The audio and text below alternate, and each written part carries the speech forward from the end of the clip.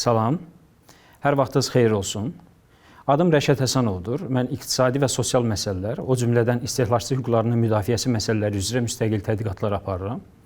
Bu gün getdikcə daha tez-tez ortaya çıxan bir məsələ ilə bağlı sizinlə müzakirə etmək istəyirəm. Birbaşa satışlarla maliyyə piramidalarını fərqləndirən cəhət nədir? Bu iki anlayış çox vaxt qarışdırılır və bu qarışdırılmanın özü isə insanlara real zərər vurur. Lakin bunların arasında fundamental fərqlər mövcuddur. Bugün biz bu məsələni açıq şəkildə sizlərlə müzakirə edəcəyik. Anlamalı və fərqləndirməli ən vacib məqam odur ki, birbaşa satış şirkətləri hüquqi çərçivə daxilində fəaliyyət göstərir. Onlar dövlət tənzimləyiciləri, vergi orqanları və yaxud istehlakçıların hüquqlarını müdafiə edən təşkilatlarla normal qarşılıqlı əlaqədə olurlar. Maliyyə piramidaları isə tamamilə bunun əksinə qanundan kənar fəaliyyət göstərir, gec və ya tez onların yolu hüquq müdafiə orqanlarından keçir. Bəs maliyyə piramidalarını necə tanımaq olar? Birinci əlamət odur ki, piramidaların məqsədi sizin pulunuzu almaqdır. Yalnız sizin pulunuzu. Əvəzində isə sizə heç nə vermirlər. Verdikləri ancaq ağlaqsızmaz gəlir, parlaq bir gələcək və bir iş görmədən tez varlanmaq vədləridir. Yəni, əldə etdiyiniz məhsul deyil, xidmət deyil, sadəcə bir vəddir. İkinci əlamət isə budur ki, sizi yeni iştirakçılar cəlb etməyə məcbur edirlər.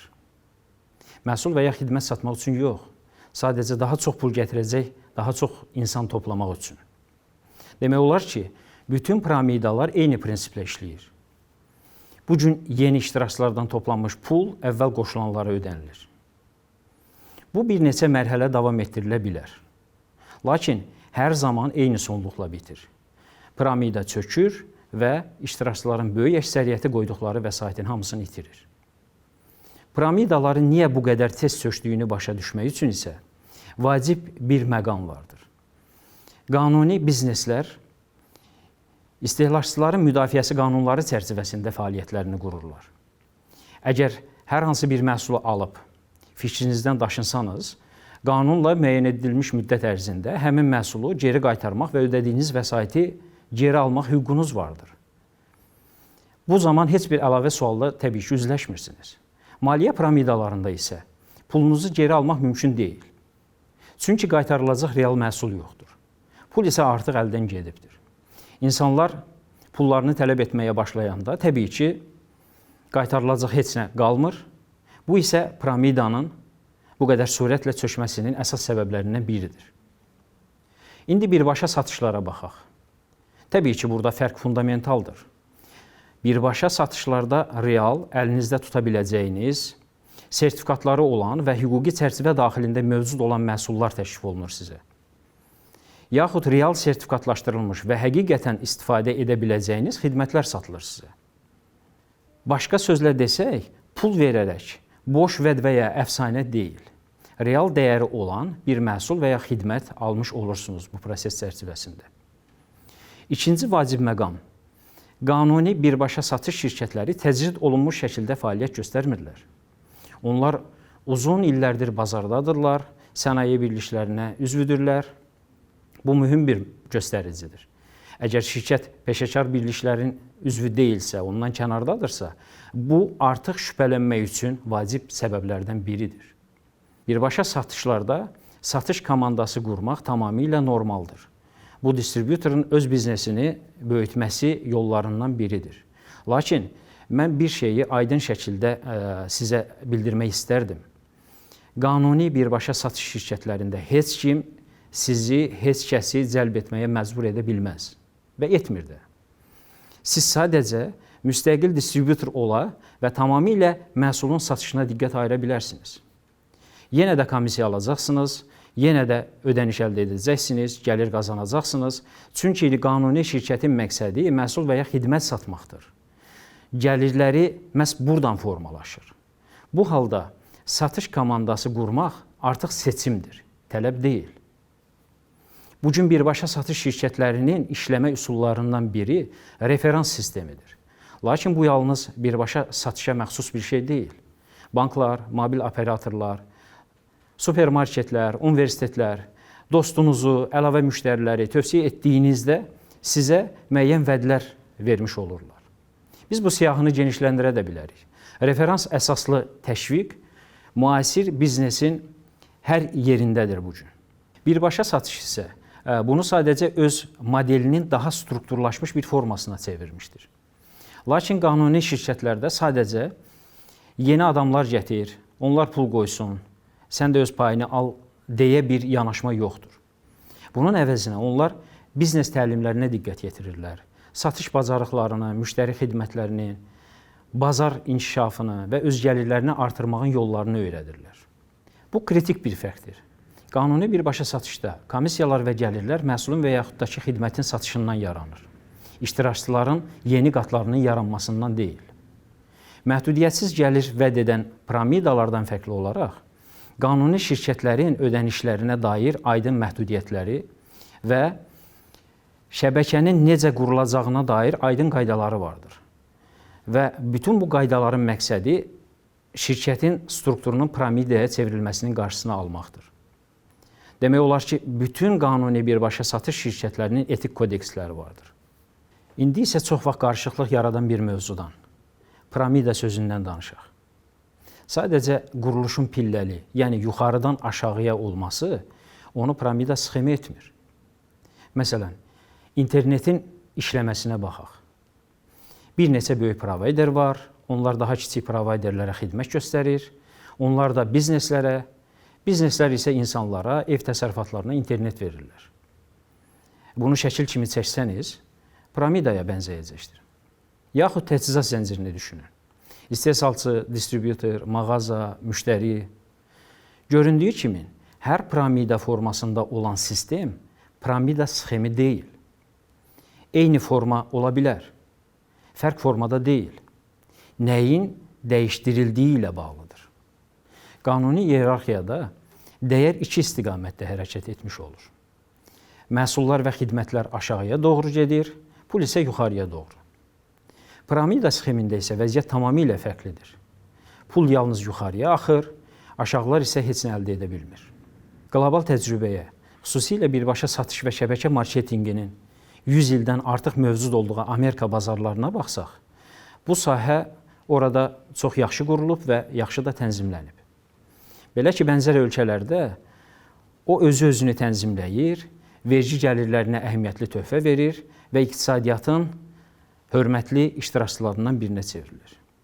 Qanuni şirkətləri piramidadan ayırt etməyin ən sadə yollarından biri zamandır.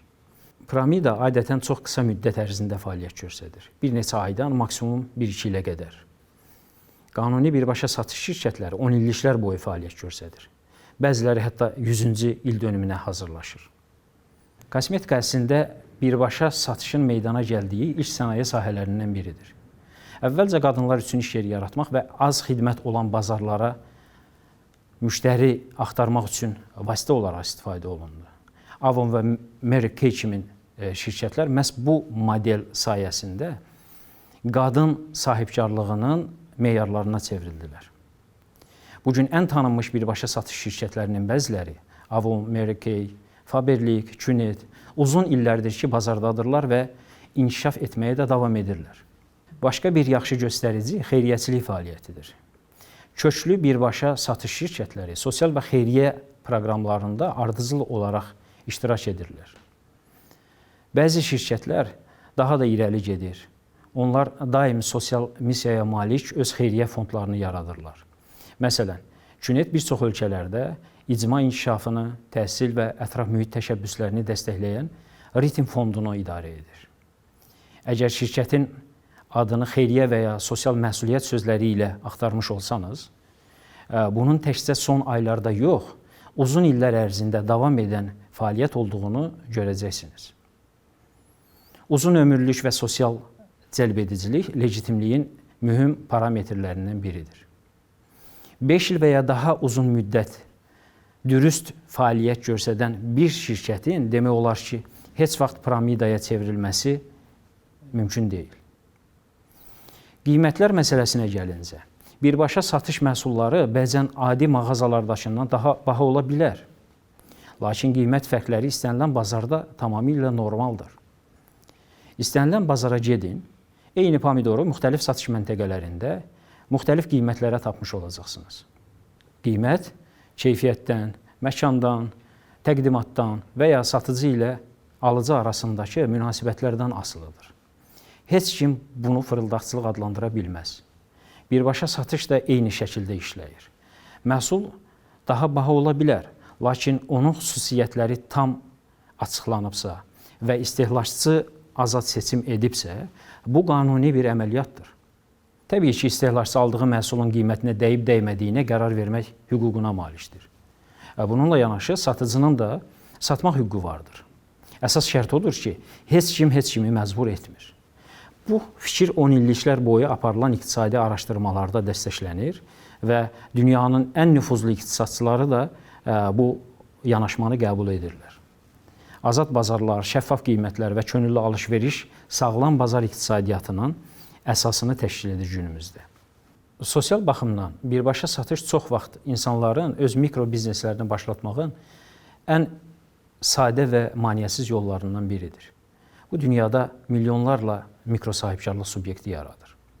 Və çox vaxt bu imkanlardan ənənəvi iş bazarlarında maneələrlə üzləşən insanlar, çeviş iş, əlavə gəlir ya müstəqil qazanc mənbəyi axtaran insanlar istifadə edirlər.